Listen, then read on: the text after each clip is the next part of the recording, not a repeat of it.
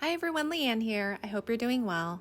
Today I am sharing with you some inks that I received from Karina Loves to Plan. I reached out to her a couple months ago now and she was really down for swapping inks. And this is a video that is probably a month behind. We swapped inks originally the beginning of December, but then the first time when I received her inks, the inks had leaked. And even after she had thoroughly packaged them, had even, applied some silicone grease to the threads, somehow the inks had leaked. So then promptly she sent me a new package with a new set of inks. And you won't believe it, but the inks leaked again. I think the exception is I'm actually not quite sure which ink leaked, but all of them except for the rusty anchor red ink from Herbin, they all were preserved except for that one. So I ended up getting a small bottle of the Herbin Rusty Anchor Red ink, and so I am swatching that with you today. So what you see here is the first ink that I'm swatching, and it's Laban's Poseidon Green. First of all, I just love the way the ink swatches on the page. It looks so dynamic. It looks like water to me, and I would say it's probably within that teal turquoise color family there. And I didn't notice any sort of shimmer, but I did think that the shading was beautiful. This next ink is Diamine Enchanted Ocean. Totally unintended, but to have Poseidon Green and Enchanted Ocean side by side, it's a beautiful marine, underwater, or water theme that I have going on, and they look so beautiful together. Enchanted Ocean, as you can tell, is definitely a darker color. It's more saturated than Poseidon Green. It's a blue, and it really does remind me of just the deep waters of the ocean. And what's beautiful about this one in particular is that this has some shimmer. And you could see it. You can't see it now as it's wet, but when it dried, you could really see the beautiful, beautiful baby blue, metallic baby blue shimmer, and then also some beautiful sheening as well. This third ink is Diamine Amazing Amethyst, and I do have to say that this is a really beautiful, saturated purple that leans more warm than it does cooler.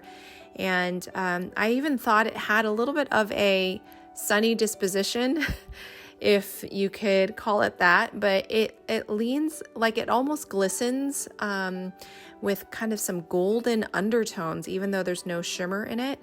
But I just thought it was a sunny purple. So I have more thoughts on Amazing Amethyst later in the video when I do close-ups of the inks as they have dried, so stay tuned. Ink number 4 is J. Herbin's Rusty Anchor Red. I'm not going to try to even pronounce it in French. I don't want to butcher it, but I saw this ink on Karina's channel, and I just thought it was so gorgeous.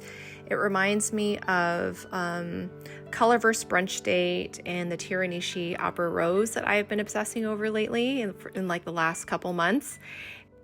And I have heard that Herbin inks tend to lean on the drier side. So when I plan on inking or using this ink, I'll probably ink it up in one of my wettest writers. And in my opinion, it happens to be the Birmingham Model A in Jurassic Amber. I had previously inked that up in Herbin's Poussière de Lune, which was one of my favorite combinations earlier last year.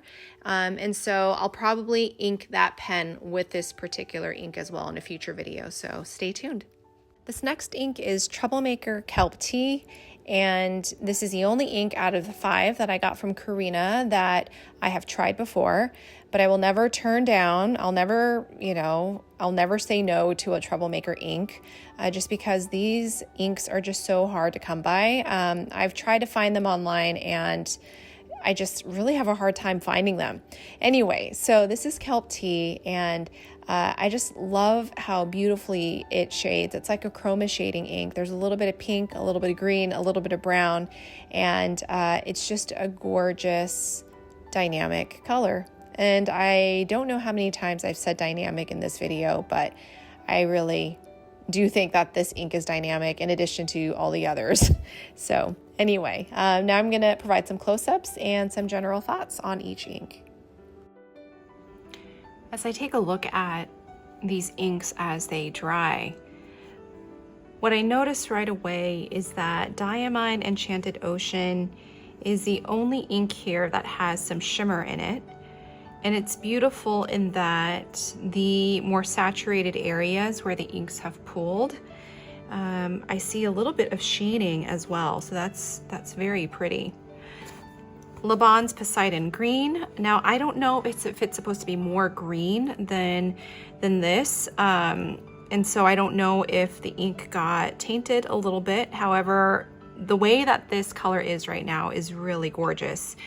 It's beautiful in that it shades so dynamically, and I just love how this circular ink swatch turned out. It reminds me a lot of Troublemaker Inks, Sailor Ink Studio inks, and it's just a lovely shading ink. And I actually have this currently inked up in my Lamy All-Star right now, and I love the combination. Looking at Diamine Amazing Amethyst, it's just a gorgeous, well, it's a gorgeous purple color, which has, like, to me, some golden hue in there. It's bright. It almost has like a metallic quality, like a golden quality to it, though there's no shimmer, there's no gold shimmer in here. But it's a nice, warm purple, and it reminds me of, what is it, Poussière de Lune. They look like cousins to me. They look like they're related. J. Herbin's, I'll say this in English, it's Rusted Anchor. And this color is gorgeous. It reminds me of the blush dusty browns, pinky browns that I've been into these days. And so I think this is just a really beautiful color, and I can't wait to see how this compares with the Opera Rose. Actually, you know what? I have it. So let me see here. Oh yeah, so I have some blush sort of colors, and I believe it would fit all right. I mean, it would fit beautifully among these colors. If I could take Oyster Hour out and then add the Rusted Anchor in here, it would be gorgeous. It looks to be a lot like Colorverse Brunch Date and Teranishi Opera Rose. Beautiful blush color. And then lastly, we have Troublemaker Kelp Tea. This is gorgeous. I mean, the journey from wet to dry is dynamic. I love the way that the process of the inks changing even as they dry, and this is gorgeous. It looks like there's definitely some chroma shading in the saturated areas. You see darker colors, and there's even some hints of pink and green and brown, and just really dynamic and beautiful. So there you have it. I hope you all have a wonderful, wonderful day, and take care. Bye.